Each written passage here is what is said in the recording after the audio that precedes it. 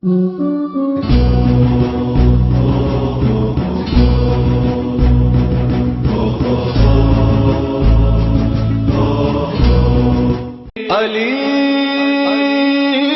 ہے علی،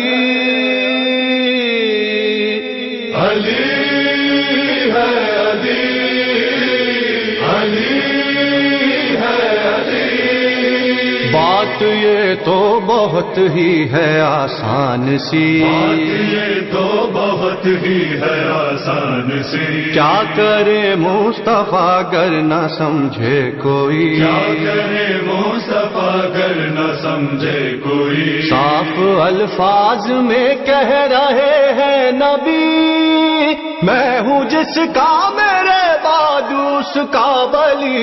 علی ہے علی، علی ہے علی۔ اعوذ باللہ من الشیطان الرجیم، بسم اللہ الرحمن الرحیم۔ سب سے پہلا عنوان ہے حضرت علی مسلم اول کے نام سے، اور یہ حدیث نمبر 5 سے شروع ہوتا ہے۔ حدیث نمبر 5 ہے کہ نبی کریم صلی اللہ علیہ وآلہ وسلم نے فرمایا، اے علی، تم پہلے فرد ہو جس نے اسلام قبول کیا، اور تم پہلے شخص ہو جو ایمان لائے۔ تم کو مجھ سے وہی نسبت ہے جو ہارون کو موسیٰ سے تھی۔ دوسری حدیث ہے اسی عنوان کی، یعنی حدیث نمبر 6۔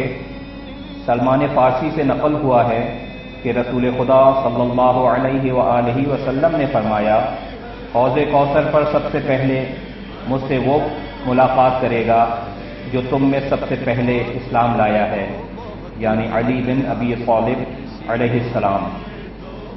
حدیث نمبر 7 ہے، حضرت علی علیہ السلام نے فرمایا، میں وہ پہلا مرد ہوں جو رسول خدا صلی اللہ علیہ وآلہ وسلم کے ساتھ اسلام لایا۔ حدیث نمبر 8 میں بیان ہوا ہے کہ رسول خدا صلی اللہ علیہ وآلہ وسلم نے فرمایا، علی اسلام لانے والوں میں سب سے اول ہیں۔ حدیث نمبر 9 میں ارشاد ہوا، امام علی رضا نے اپنے آبائے کرام سے روایت کی ہے، انہوں نے فرمایا، علی وہ پہلے شخص ہیں جنہوں نے اسلام قبول کیا۔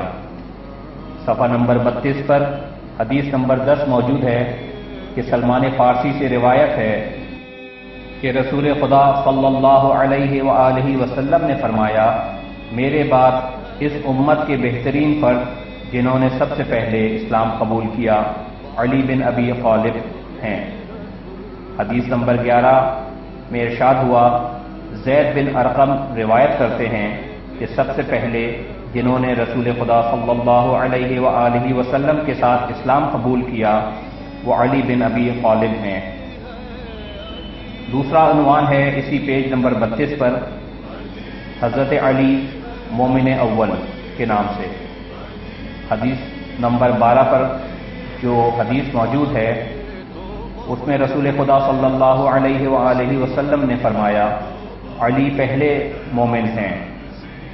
اسی طرح حدیث نمبر 13 میں ارشاد ہوا، رسول خدا صلی اللہ علیہ وآلہ وسلم فرماتے ہیں، علی مومن اول ہیں۔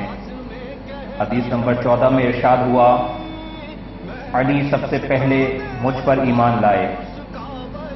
حدیث نمبر 15 میں جناب ابو ذر اور سلمان رضی اللہ تعالی عنہما کہتے ہیں کہ رسول خدا صلی اللہ علیہ وآلہ وسلم نے حضرت علی کا ہاتھ پکڑ کر فرمایا، جان لو کہ یہ سب سے پہلے مجھ پر ایمان لائے ہیں، اور قیامت کے دن یہ پہلے شخص ہوں گے جو مجھ سے مصافحہ کریں گے۔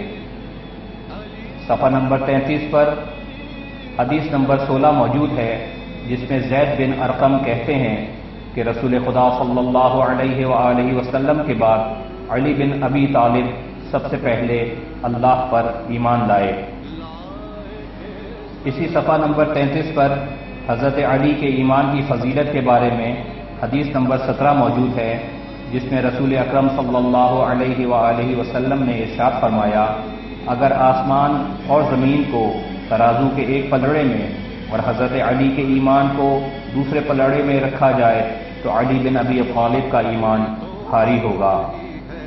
پھر اسی صفحہ نمبر 33 پر حضرت علی اور رسول خدا کا تربیتی مکتب کے نام سے عنوان موجود ہے، جس میں حدیث نمبر 18 کچھ اس طرح بیان ہوئی ہے کہ مجاہد بن جبر ابو حجاج بیان کرتا ہے کہ خدا نے اپنی نعمتوں میں سے ایک نعمت جو اس نے علی بن ابی طالب کو عطا کی اور جس خیر کا اس نے ان کے لیے ارادہ کیا وہ یہ ہے کہ جب قریش شدید قحط کا شکار ہو گئے اس وقت ابو طالب کثیر العیال تھے۔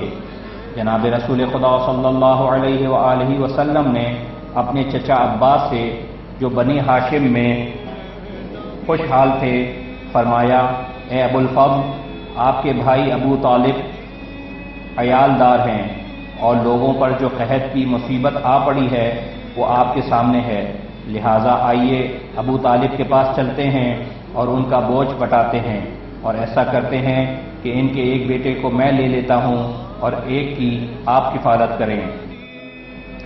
چچا عباس نے کہا، اٹھو چلیں۔ جب وہ ابو طالب علیہ السلام کے گھر پہنچے تو انہوں نے کہا، ہم چاہتے ہیں کہ آپ سے اولاد کا بوجھ کچھ کم کریں تاکہ یہ سختی کم ہو جائے۔ ابو طالب علیہ السلام نے کہا، آپ ایسا کرنا چاہتے ہیں تو عقیل کو میرے پاس چھوڑ دیں اور جسے چاہیں لے لیں۔ بس رسول اللہ صلی اللہ علیہ وآلہ وسلم نے علی علیہ السلام کو اور چچا عباس نے جعفر کو اپنی کفالت میں لے لیا۔ اس کے بعد علی علیہ السلام ہمیشہ رسول خدا صلی اللہ علیہ وآلہ وسلم کے ساتھ رہے، یہاں تک کہ اللہ نے آپ کو خلعت نبوت سے سرفراز فرمایا۔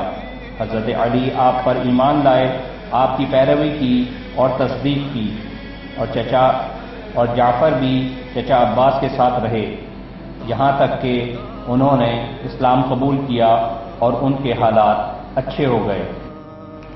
صفحہ نمبر 35 پر حدیث نمبر 19 کچھ اس طرح سے درج ہے کہ جس میں آیا ہے کہ جس دن امیر المؤمنین کی ولادت ہوئی اس وقت رسول اللہ صلی اللہ علیہ وآلہ وسلم کی عمر مبارک 30 سال تھی۔ رسول اللہ صلی اللہ علیہ وآلہ وسلم کو آپ سے بہت محبت تھی اور انہوں نے آپ کی والدہ سے کہا کہ علی کے گہوارے کو میرے بستر کے قریب رکھیں۔ رسول اللہ صلی اللہ علیہ وآلہ وسلم نے علی علیہ السلام کی تربیت کا زیادہ تر حصہ اپنے ذمے لیا ہوا تھا۔ وہ ان کو نہلاتے وقت صاف ستھرا کیا کرتے تھے، دودھ پینے کے وقت ان کو دودھ پلایا کرتے تھے، سونے کے وقت ان کا جھولا جھلایا کرتے تھے، اور جب بیدار ہوتے تو چھوٹے بچوں کی زبان میں ان سے باتیں کیا کرتے تھے۔ ان کو اپنے سینے پر بٹھاتے تھے اور فرماتے تھے، یہ میرا بھائی، میرا دوست، میرا مددگار، میرا انتخاب، میرا جانشین، میرا محافظ، میرا داماد، میرا وصی، میری بیٹی کا شوہر اور میری وصیت کا امین ہے۔ رسول اللہ صلی اللہ علیہ وآلہ وسلم ہمیشہ علی علیہ السلام کو اپنے کندھے پر بٹھا کر مکہ کی پہاڑیوں، گھاٹیوں اور میدانوں میں گھمایا پھرایا کرتے تھے۔ اسی صفحہ نمبر 35 پر حدیث نمبر 20 کچھ اس طرح سے درج ہے کہ حضرت علی فرمایا کرتے تھے، میں نے جو کچھ بھی رسول خدا صلی اللہ علیہ وآلہ وسلم سے سنا اسے یاد کیا اور کبھی بھی نہیں بھولا۔ صدق اللہ العلی العظیم۔ اللہم صل علی محمد وآل محمد۔